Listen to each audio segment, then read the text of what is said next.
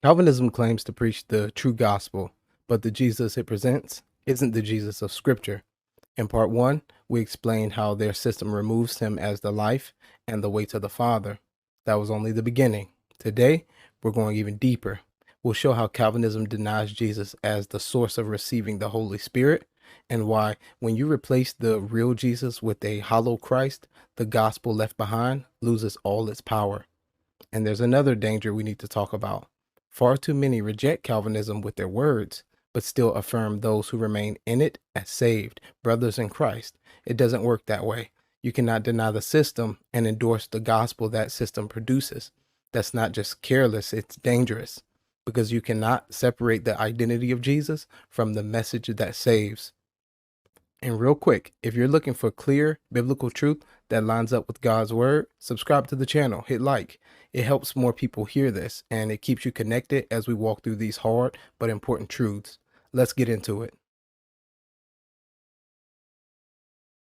Let's get right to the heart of this next contradiction. Calvinists claim you are made alive, regenerated before believing in Jesus Christ. That's their system. But what gives life? The Spirit. And if you're given life before believing in Jesus, then you're claiming to receive the Holy Spirit before Jesus. And that means Jesus is no longer the source of receiving the Holy Spirit. Some will try to sidestep that. They'll say, well, regeneration doesn't mean the Holy Spirit indwells you yet. But that's absurd. If the Spirit is the one giving life, what kind of life is it without the Spirit actually dwelling in you? Titus 3, 5 and 6. He saved us, not because of works done by us in righteousness, but according to his own mercy, by the washing of regeneration and renewal of the Holy Spirit, whom he poured out on us richly through Jesus Christ our Savior. Regeneration and renewal come by the Holy Spirit, but look closely. The Spirit is poured out on us through Jesus Christ, not before him, not apart from him. That means no Jesus, no Spirit. So if you're claiming regeneration and it's the Spirit who regenerates you, but it happened before coming to Christ, you've just removed Jesus from the entire process. He's no longer the source of receiving the Holy Spirit. You've turned him into a follow-up step, not the reason the Spirit is given. But Scripture doesn't allow for that. The Holy Spirit is poured out on us through Jesus Christ. He is the one who makes the gift of the Spirit possible, not just chronologically, but positionally. You're not regenerated to get to Jesus. You're given the Spirit because of Jesus, because you trust in him, because you came to him. If you reverse that, you don't just twist the order, you change the entire message. You've now preached another Jesus and another gospel. Galatians 3, 2. Let me ask you only this. Did you receive the Spirit by works of the law or by hearing with faith? Let's slow down here. Paul is writing to believers, people who had already received the Holy Spirit. He asked them how it happened. Was it through works? No, it was by faith, hearing with faith. Again, no faith, no Spirit. And what is faith? Belief in Jesus Christ. So if Calvinism is saying you had spiritual life given by the Spirit before believing, it's directly denying this truth. They're saying the Spirit acted before faith in a regeneration way, before hearing the gospel, before Jesus. Some will try to dodge again here. We don't mean the Spirit indwells us yet, but if he brings life and that life is what enables faith, what is that if not indwelling? What's a new heart without the Spirit in it? Galatians 4, 6. Because you are sons, God has sent the Spirit of his Son into our hearts, crying, Abba, Father. This verse affirms that the indwelling of the Spirit happens because someone has become a son of God. And according to Paul just a few verses earlier, you are all sons of God through faith in Christ Jesus, Galatians 3:26. There's no room in this passage for the Spirit being given before Christ. Some Calvinists may try to dodge this by saying, well, we don't believe the Spirit indwells us at regeneration, just that he gives life. But this is a contradiction. If the Holy Spirit gives life, the new heart, the new nature, spiritual birth, then he must dwell in the person. That is the very definition of regeneration. The Spirit doesn't give life from a distance. Romans 8, 9. If anyone does not have the Spirit of Christ, he does not belong to him. So if they claim to be spiritually alive with a new heart and a new nature, they are necessarily claiming to have received the Spirit. They can't have it both ways. So let's be clear. If Calvinism teaches that the Holy Spirit is received before faith in Christ, then Jesus is not the reason the Spirit is given. They've removed him from his role. They've built a system where the Spirit is poured out apart from the Son, where the life-giving power of God enters someone without the name of Jesus being believed, trusted, or even known. That's not a side era. That's a different gospel, and that's a different Jesus, because the Jesus of Scripture is the one through whom the Spirit is poured out. Without him, you receive nothing. Let's take a moment to look back at what we've seen so far. In part A, we saw that Calvinism teaches you're made alive before coming to Christ. That strips Jesus of being the life, the one who gives life to those who believe. In part B, we saw that Calvinism say you become a child of God before believing in Jesus. That removes him as the way to the Father. And in part C, we just saw that they believe the Holy Spirit gives life before faith, which means Jesus isn't the one who gives the Spirit through faith. This isn't just bad theology, it's a complete redefinition of who Jesus is.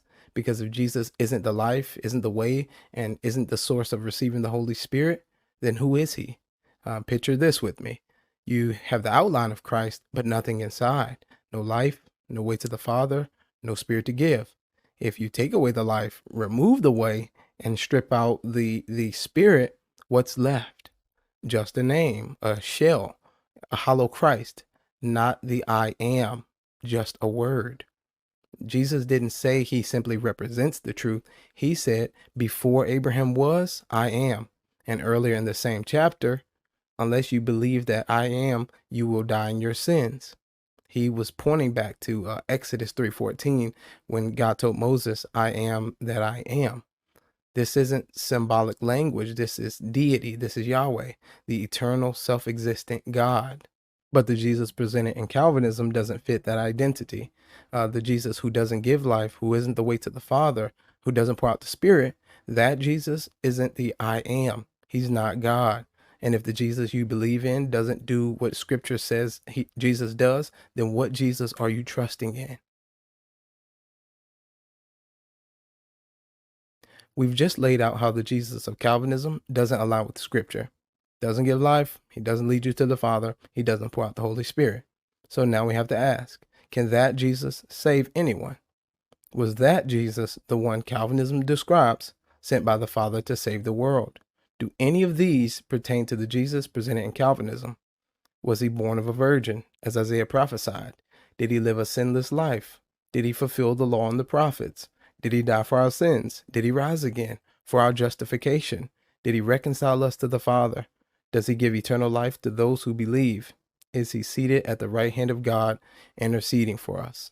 Because if the answer is no, if the Jesus they preach doesn't line up with the biblical gospel, then he is not the Savior.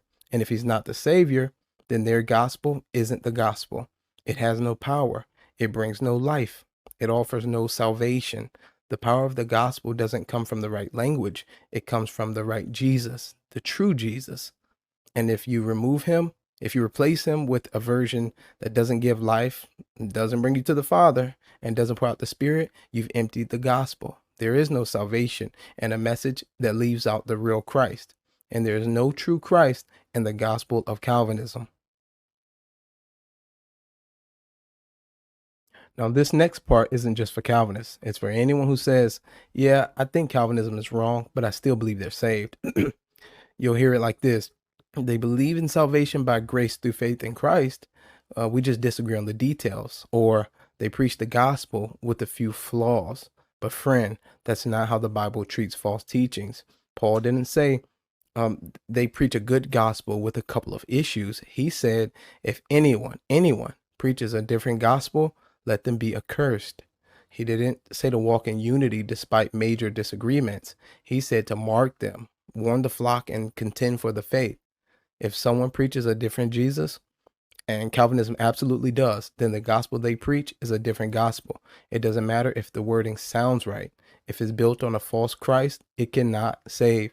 And here's the real danger. If you affirm that person anyway, if you say they're probably saved, we just disagree, then you've made it easier for them to stay deceived. Why would they repent?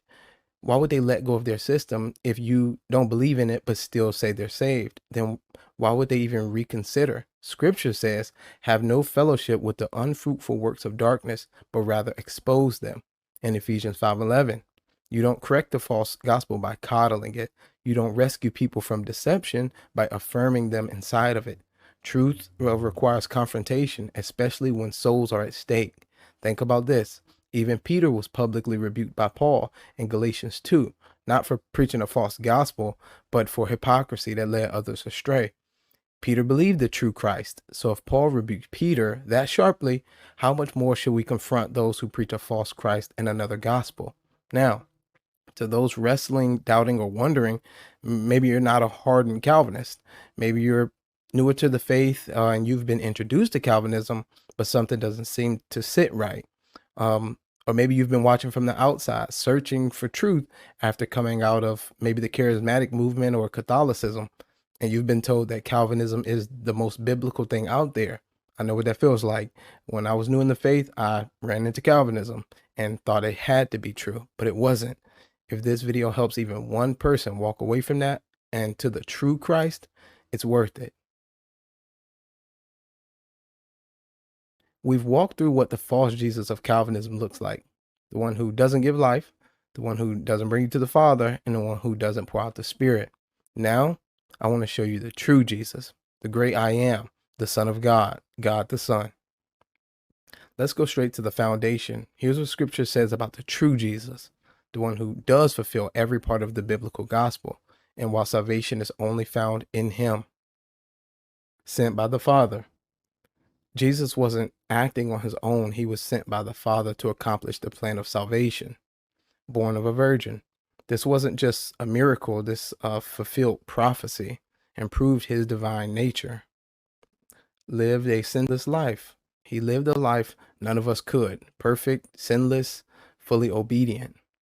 Fulfilled the law and the prophets. Jesus didn't abolish God's standards. He met it completely. Died for our sins.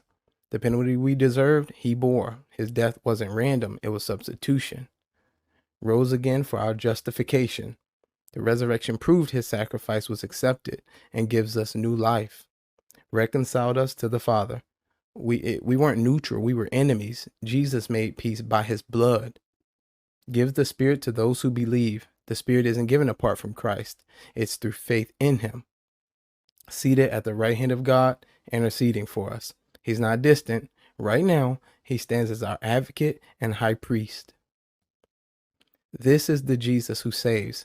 This is the gospel. And anything that replaces him, even with the right language, is powerless.